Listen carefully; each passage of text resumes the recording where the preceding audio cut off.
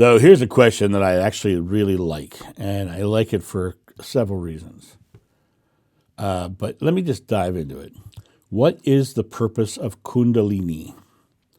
I experienced this over 12 years ago, but didn't know what it was at the time, and I still don't know the purpose.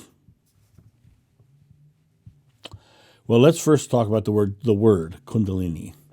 Kundalini is a dogmatic word from the Hindu belief where they use a chakra system, and the kundalini is the root chakra. The kundalini rising experience is what you're probably talking about.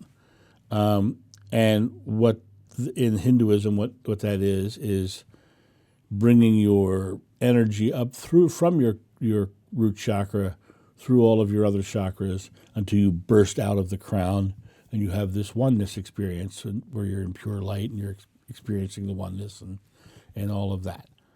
So what you're actually asking is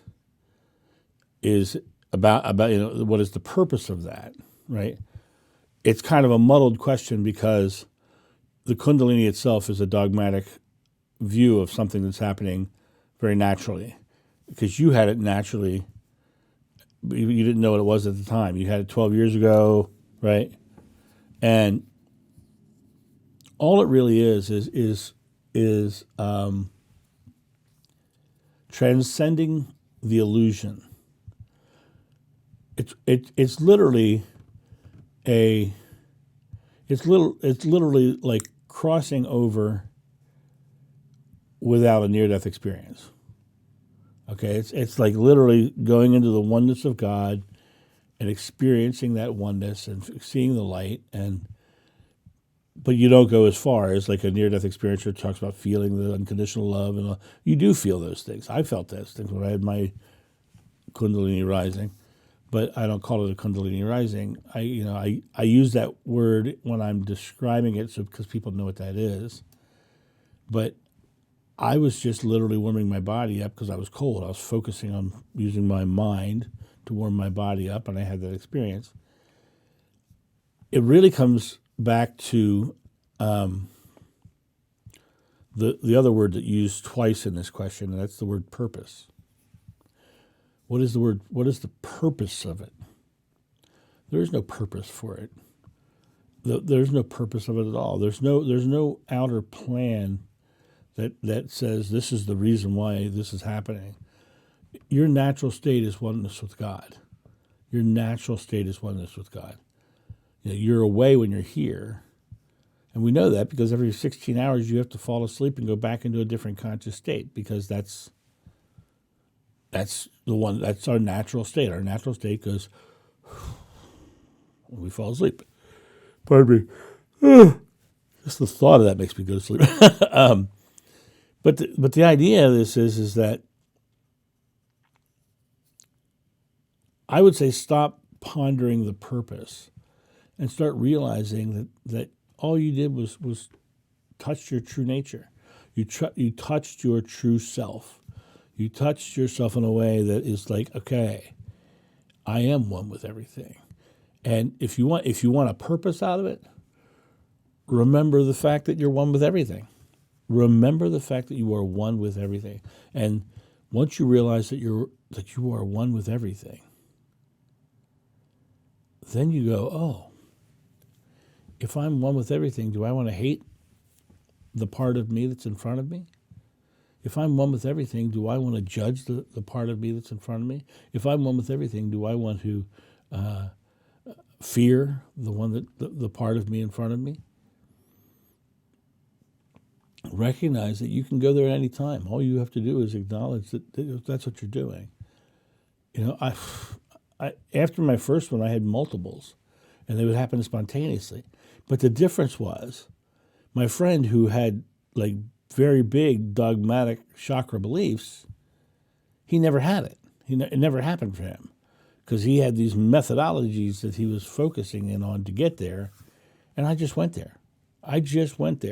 Was I naturally gifted? No. What the difference was I didn't have the beliefs about it that he did. It's just my natural state, right? I've also had the natural state that is just shy of that, where I've been sitting there at a medieval fair up here in Ohio, and a show was going on stage, and I was the director of that show, the director of the entire park, actually. And I was sitting in the back, and I was watching the show, and I watched the illusion kind of morph out. And so where my focus was going was very clear. And it was realizing that this illusion that I'm living in depends upon my focus. And so what is my focus? My focus is what is good, what is great, what is loving, what is caring. Am I being loving? Am I being caring? Am I being one with everything and loving all the parts of me that are in front of me? And Mother Teresa once said, they asked her what she did every day. And she said, every day I go out into the world and I see the face of Jesus in all the wonderful masks that he's wearing. Right? Now, that's a very Christian way of saying something, but if you took the word Jesus out of that and you put the word God in there, I go out in the world and I see God in all the wonderful masks that God is wearing. That is really how that plays out, right? So you out in the world and you're one with God. They're looking at your mask too. Your mask is the illusion that's over top of your consciousness. And so people are looking at your mask. Are they looking at your mask and they're going, oh, I like that person because they're putting off love. Or that person's judgmental and mean. I don't like them, right? Because you're putting off fear.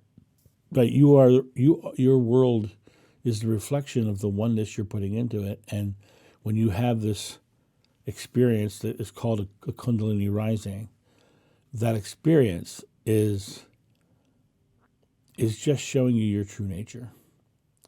And rather than looking for a deep purpose in it, live it. Live the oneness. Love the oneness. Express your love into the oneness. God is love. Be the one that delivers God. And that's my thought on that. You guys have a great day, and I'll talk to you soon. See ya. Bye. Thank you so much for watching. The John of New channel is solely funded by your generous donations and purchases of private readings and merchandise. To help out, go to johnofnew.com or use the donation link in the description below. Don't forget to like, subscribe, and share.